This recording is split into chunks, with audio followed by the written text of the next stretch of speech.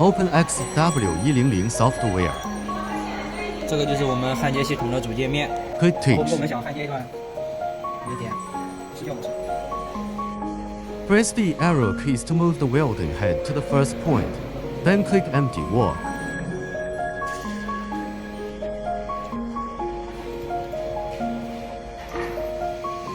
Move to the point where processing starts. Click Line.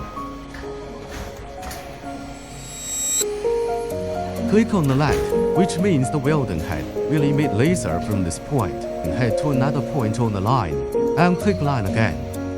Turn the wire liner and click on the line.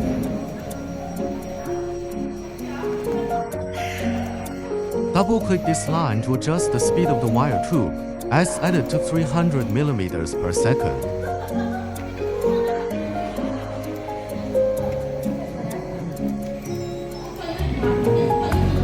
Move the welding head to the next position and click on the line. Click here to turn off the laser.